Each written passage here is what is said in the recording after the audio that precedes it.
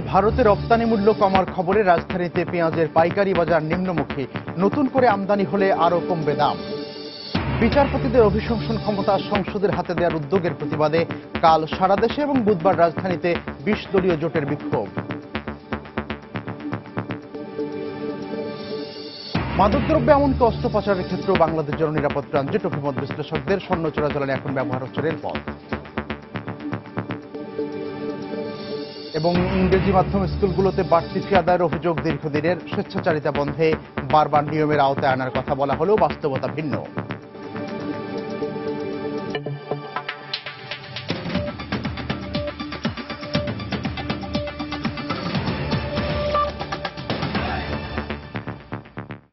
সময় সংবাদের সঙ্গে আছি আমি মিজানুর রহমান কবির। ভারত থেকে আমদানি করা পেঁয়াজের এলসি মূল্য কমলেও রাজধানীর খুচরা বাজারে তার প্রভাব এখনো পড়তে শুরু করেনি। তবে আমদানি মূল্য কমার খবরে দাম কিছুটা কমেছে পাইকারি বাজারে। গত শনিবার ভারত রপ্তানি মূল্য $500 থেকে কমিয়ে $300 নির্ধারণ করে। বিক্রেতারা বলছেন, কম দামে আমদানি করা পেঁয়াজ রাজধানীর বাজারে ঢুকলে সব ধরনের পেঁয়াজের দাম আরও কমবে। রাজধানী ঘুরে আরও জানাচ্ছেন মোস্তফা মাহবুব।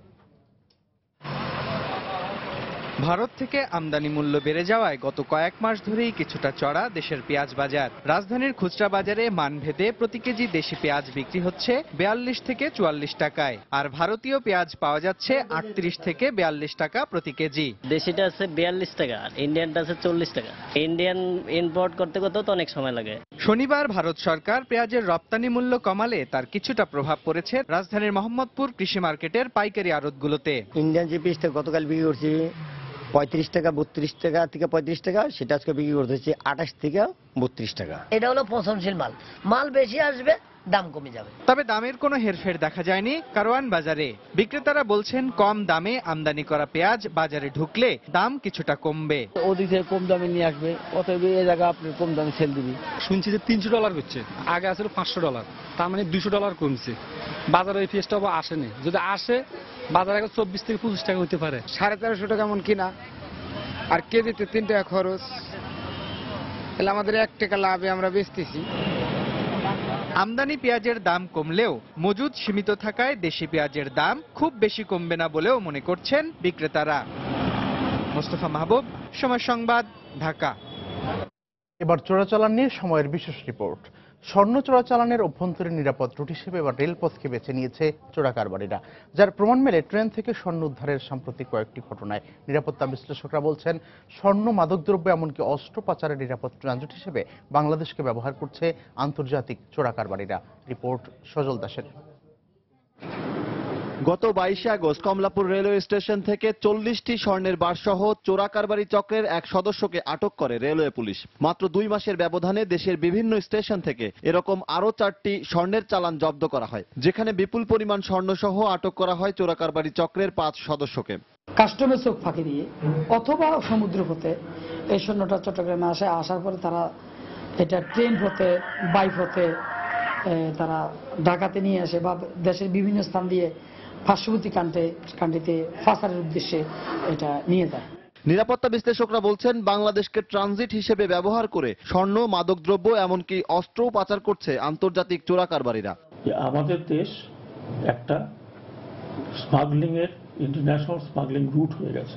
এই পর্যন্ত গত বছরের চাইতে 75% বৈধ অস্ত্র বাংলাদেশে আসছে কোত্থেকে, কে আনছে, কারা এর পিছনে রয়েছে, দেশি এবং বিদেশি চক্র, এটা কিন্তু আমরা আজ পর্যন্ত আমার মনে হয় না কোনো পত্রপত্রিকায় পেয়েছি যে এটা ট্রেস করা গেছে।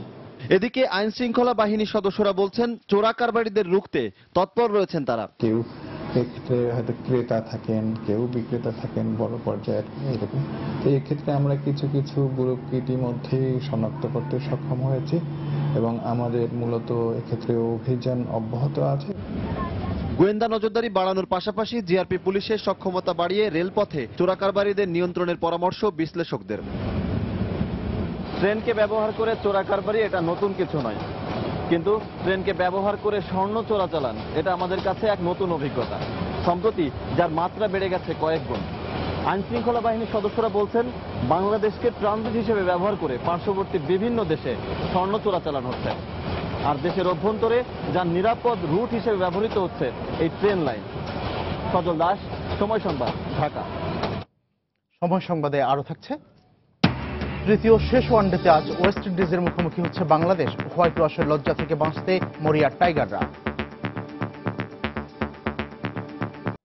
ইংরেজি মাধ্যম স্কুলগুলোতে বাড়তি ফি আদায়ের অভিযোগ দীর্ঘদিনের। সরকারি বিধিনিষেধ না থাকায় প্রতিষ্ঠানগুলো বরাবরই স্বেচ্ছাচারী মনোভাব পোষণ করে আসছে বলে দাবি অভিভাবকদের। শিক্ষা মন্ত্রণালয়ের পক্ষ থেকে এসব স্কুলকেও নিয়মের আওতায় আনার কথা বলা হলেও বাস্তবতা ভিন্ন। সাইফুল ইসলাম জুয়েলের রিপোর্ট। ইংরেজি মাধ্যম স্কুলগুলোর লাগামহীন টিউশন ফি ও স্বেচ্ছাচারিতা দিন দিন নিয়ন্ত্রণের বাইরে চলে যাচ্ছে। এক এক স্কুলের বেতন কাঠামো এক এক রকম, সমন্বয় নেই স্কুলগুলোর কারিকুলামেও। এত সব অনিয়ম, কিন্তু দেখার কেউ নেই। সবশেষ বেসরকারি ইংরেজি মাধ্যম স্কুল ও কলেজ শিক্ষার্থী ভর্তির ক্ষেত্রে একটি নীতিমালা প্রণয়ন করার কথা বলা হলেও তা রয়ে গেছে খসড়া আকারেই। খসড়া নীতিমালা অনুযায়ী প্রথম শ্রেণীর শিক্ষা প্রতিষ্ঠানে মহানগর এলাকায় সর্বোচ্চ 30,000 টাকা ভর্তি ফি এবং মাসিক বেতন নির্ধারণ করা হয়েছে 3,000 টাকা। অথচ বাস্তবতার চিত্র অন্যরকম। বেতন দিচ্ছি 5600 টাকা দুইজনের মিলে, এখন সেই বেতন এসে দাঁড়াইছে 18,000 টাকা ভ্যাট সহ। বলেন এটা কি আমাদের পক্ষে সম্ভব? আমরা কোনো ক্যাটাগরিতে পড়ি নাই, সবগুলোর ঊর্ধ্বেই এরা সবকিছু নিচ্ছে। এবার রিএডমিট ফি টাকাটা দিতে পারিবারিকভাবে আমাকে অনেক কষ্টের শিকার হতে হয়েছে। কার উদ্দেশ্য নির্দেশে স্কুল কেন নির্দেশ মানবে না? ইংরেজি মাধ্যমের এই প্রতিষ্ঠানগুলো দাবি করছে মানসম্মত এবং গুণগত শিক্ষা কার্যক্রম নিশ্চিত করতেই টাকা নেওয়া হয়ে থাকে, যা স্বাভাবিক। 30,000 টাকা যদি ভর্তি ফিস ধরে করা হয় আর কি, তাহলে বাস্তবতা ওখানে যে আমরা আমাদের মতো করে যে সমস্ত প্রোগ্রাম চালিয়ে নিচ্ছি আর কি, সেগুলো করা সম্ভব হবে না। শিক্ষাবিদরা বলছেন স্কুলগুলোকে অচিরেই নিবন্ধিত করা না হলে প্রতিটি প্রতিষ্ঠানই গুণগত শিক্ষাকে পাশ কাটিয়ে পরিণত হবে বাণিজ্য কেন্দ্রে।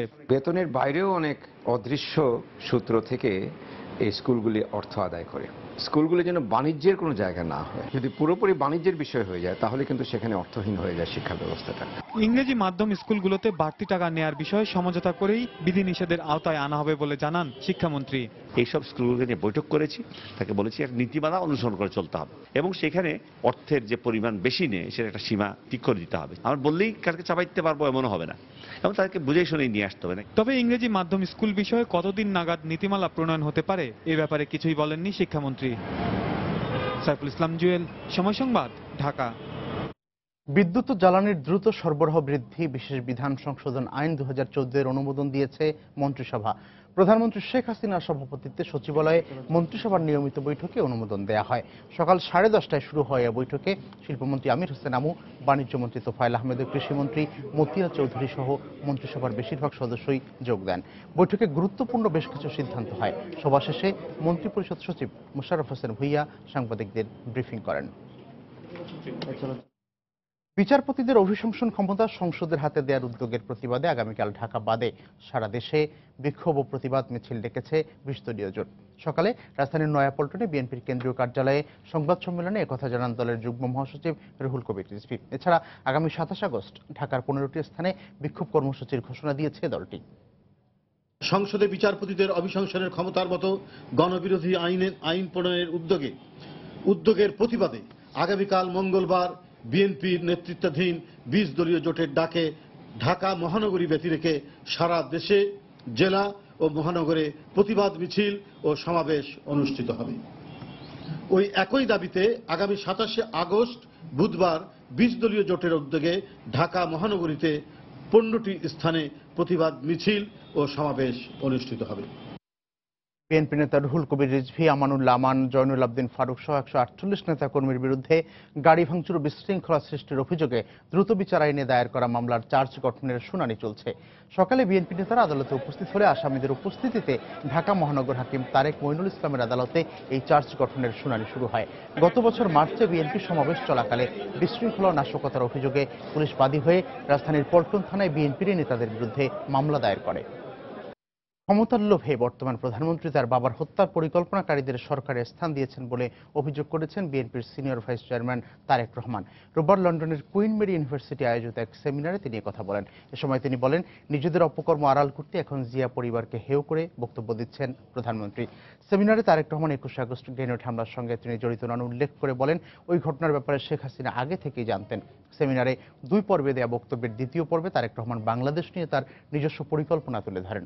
এ সময় তিনি বর্তমান সরকারকে অবৈধ উল্লেখ করে বলেন, সমৃদ্ধ বাংলাদেশ গঠনে এখন সবচেয়ে বড় বাধা বর্তমান সরকার। তাই এই সরকারের পতন ঘটিয়ে গণতান্ত্রিক সরকার গঠনে আন্দোলনের প্রস্তুতি নেওয়ার জন্য দলের নেতাকর্মীদের প্রতি আহ্বান জানান তিনি।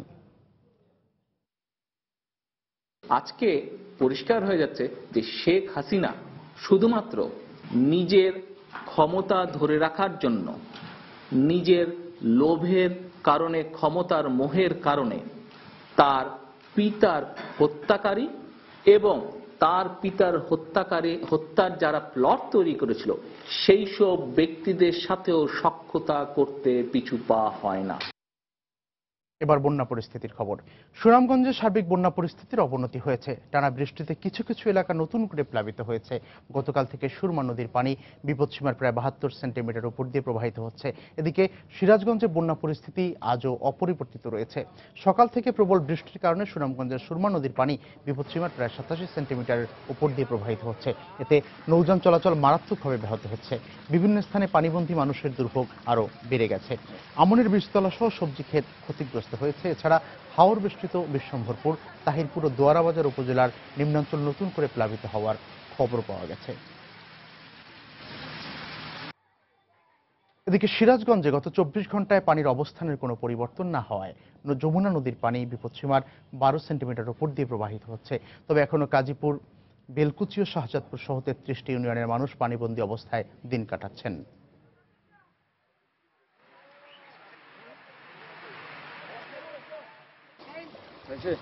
অন্যদিকে কুড়িগ্রামের ধরলা ও ব্রহ্মপুত্রের পানি বাড়লেও কমেছে তিস্তা নদীর পানি, ফলে জেলার সার্বিক বন্যা পরিস্থিতি অপরিবর্তিত রয়েছে। তবে গত 9 দিন ধরে খাবার ও বিশুদ্ধ পানির সংকটে জেলার লক্ষাধিক পানিবন্দী মানুষের দুর্ভোগ চরমে উঠেছে। এছাড়া গাইবান্ধাতেও বন্যা পরিস্থিতি অপরিবর্তিত রয়েছে। গত কদিন ধরেই ঘাঘট নদীর পানি বিপদসীমার 10 সেন্টিমিটারের উপর দিয়ে প্রবাহিত হচ্ছে। তবে ব্রহ্মপুত্র, তিস্তা ও করতোয়ার পানি বিপদসীমার নিচে রয়েছে। অন্যদিকে নদী তীরবর্তী নিম্নাঞ্চলের লোকজন এখনও রয়েছেন পানিবন্দী অবস্থায়। মেঘনা নদীর জোয়ার ও ঢেউয়ের আঘাতে ঝুঁকিপূর্ণ হয়ে পড়েছে ভোলার বন্যা নিয়ন্ত্রণ বাঁধ। মাটি ধসে শুরু হয়ে গেছে বাঁধের বেশিরভাগ অংশ, আর এতে বাঁধ সংলগ্ন এলাকাগুলো প্লাবিত হওয়ার আশঙ্কা দেখা দিয়েছে। এদিকে বাঁধ রক্ষায় অস্থায়ী প্রতিরক্ষামূলক কাজ চলছে বলে জানিয়েছে পানি উন্নয়ন বোর্ড। জেলা প্রতিনিধি নাসির উদ্দিন লিটনের পাঠানো তথ্য ছবি নিয়ে ডেস্ক রিপোর্ট। মেঘনা ও তেঁতুলিয়া নদীর অতি জোয়ার থেকে দ্বীপ জেলা ভোলাকে রক্ষার জন্যই নির্মিত হয় 250 কিলোমিটার দীর্ঘ এই বন্যা নিয়ন্ত্রণ বাঁধটি। কিন্তু গত কয়েকদিন পূর্ণিমার জোয়ারে পানির উচ্চতা বেড়ে যাওয়ায় বাঁধের ওপর পানি উঠে প্লাবিত হয়েছে বেশ কয়েকটি এলাকা। ঢেউয়ের আঘাতে বাঁধের অর্ধেকেরও বেশি অংশের মাটি ধসে গেছে, আর এতে হুমকির মুখে রয়েছে মেঘনা পাড়ের 5টি উপজেলার 25টি ইউনিয়ন। এদিকে দীর্ঘদিন সংস্কারের অভাবে বাঁধের এই দুরবস্থার কারণ বলে অভিযোগ এলাকাবাসীর। 6-7টা জায়গা দিয়া যেভাবে হেতনা হয়ে গেছে, যে ঝুঁকিপূর্ণ, এইভাবে আমরা যে কোনো টাইমে আমরা ক্ষতিগ্রস্তের ভিতরে পড়তে পারি। তাড়াতাড়ি যদি এটার মেরামত না হয় এবং উপরে আরো উঁচা না হয়, নাহলে পুরা ভোলা শহর রক্ষা বাদী পুরা ভোলা সদরই প্লাবিত হওয়ার সম্ভাবনা খুবই বেশি। এই বেরি হয়েছে পর্যন্ত কোনো মাড়ি আলাইনে বেরি, আজ 7-8 বছর পর্যন্ত কোনো মাড়ি করে নেই বেরি। জায়গা জমি নাই থেকে তাই বেরির নদীর পানিতে যাবার পারি অন্ত ঘর দুয়ার ভাঙ্গা ছিঁড়ে লইয়া যায়। দ্রুতভাবে এই বাঁধটি যদি মেরামত না করা হয় বা সংস্কার করা না হয়, তাহলে যে কোনো মুহূর্তে ভোলা শহরেও পানি 2 থেকে 3 ফুট উপরে ভোলা সদর রোডে পানি হইতে পারে। তবে বাঁধ নিয়ে এলাকাবাসীর আতঙ্কের কিছু নেই বলে আশ্বস্ত করলেন পানি উন্নয়ন বোর্ডের এই কর্মকর্তা। একটা মনি অমাবস্যা বলে, ওই অমাবস্যাতে ওয়াটার লেভেলটা রাইজ করতে পারে, তখন যাতে কোনো ক্ষয়ক্ষতি না হয় সেই জন্য আমরা সর্বাধিক ব্যবস্থা গ্রহণ করেছি। মেঘনার জোয়ার ও ঢেউয়ের আঘাতে ভোলা সদর, দৌলত খান, তজুমউদ্দিন, লালমোহন ও চরফেশন উপজেলা সংলগ্ন বাঁধের 23 কিলোমিটার অংশ ঝুঁকিপূর্ণ হয়ে পড়েছে। সময় সংবাদ, ভোলা। খেলার খবর। বাংলাদেশ ক্রিকেট দলের ওয়েস্ট ইন্ডিজ সফর প্রসঙ্গ। গ্রানাডায় গেল ম্যাচে বাজে হারের সাথে সিরিজটাও হারিয়েছে বাংলাদেশ।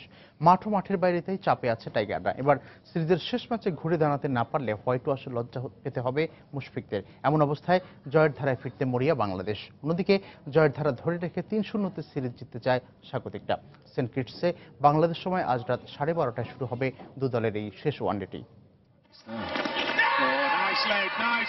ক্যারিবীয়দের বিপক্ষে দ্বিতীয় ওয়ানডের ছবি এমনই। এক তামিমের স্কোরটা বাদ দিলে বাকিদের নামের পাশে রান সংখ্যা দেখলে অনেকেরই মনে হতে পারে যেন টেলিফোন নম্বরে ডিজিট গড়েছে টাইগার ব্যাটসম্যানরা। তাই প্রশ্ন উঠেছে, কেন এমন হচ্ছে বারবার? বুঝতে বা জানতে হলে অনুবীক্ষণ যন্ত্রের প্রয়োজন নেই, খালি চোখে স্পষ্ট দেখা যায়। দায়িত্বহীনতার সাথে এই সিরিজে যুক্ত হয়েছে শর্ট বলে উইকেট বিলিয়ে দেওয়ার মোহরাও। সেক্ষেত্রে ক্যারিবীয় বোলারদের যত না অবদান আছে তার থেকেও যেন বেশি অবদান টাইগার ব্যাটসম্যানদেরই।